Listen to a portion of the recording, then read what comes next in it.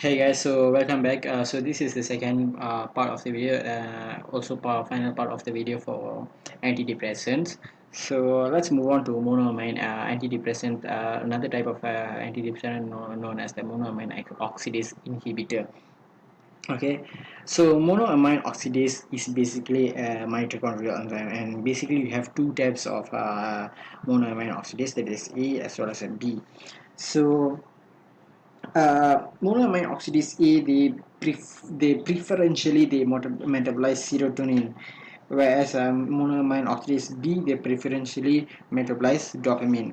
So the function of this monoamine oxidase inhibitor is basically inhibit the activity of the monoamine oxidase from degrading these monoamine neurotransmitters.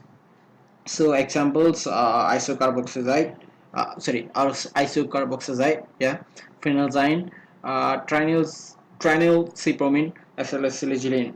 So as for the isocarboxazide as well as the phenelzine, they are irreversible inhibitors of the both monoamine oxidase A as well as B, and they are effective for depression.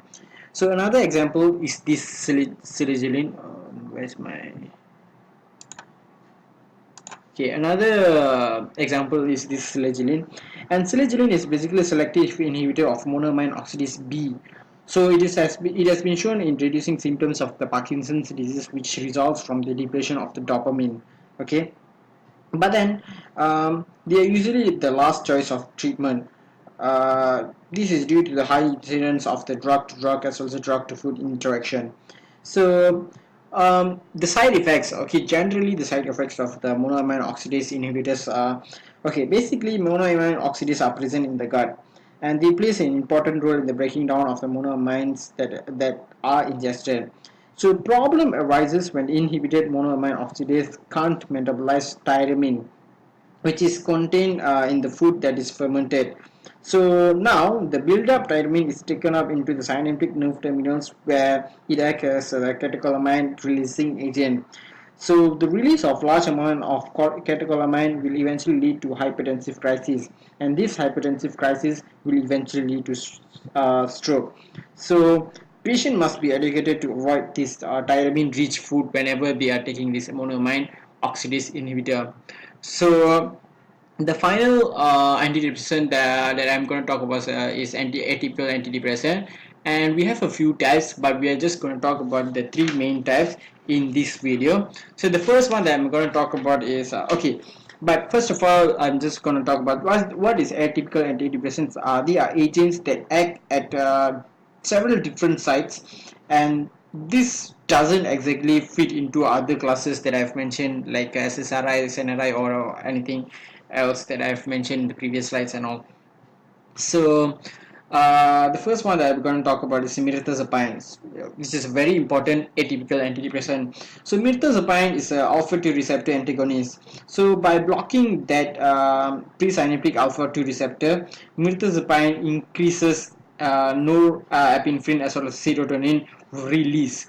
They can also block the postsynaptic serotonin, as well as they also has this antihistamine activity. So this explains why it has this sedative effect and all. Then the next atypical antidepressant that I'm going to talk about is trazodone as well as nefazodone. So trazodone and nefazodone, they inhibit the reuptake of the serotonin. They also block the postsynaptic serotonin 2A, okay, serotonin 2A receptor. So this is the bad subtype of serotonin receptor, as activation of this receptor can lead to the depression.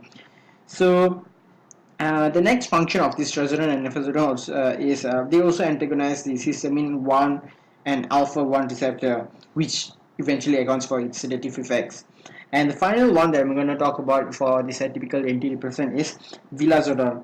So it is a partial serotonin agonist reuptake inhibitor. So meaning it partially stimulates serotonin receptor and it inhibit the reuptake of serotonin. So that's all for this video. I think I've talked about all the important antidepressants. So if you think I have missed out on anything, just comment down and I'll just put into the annotation of this video. Thank you guys.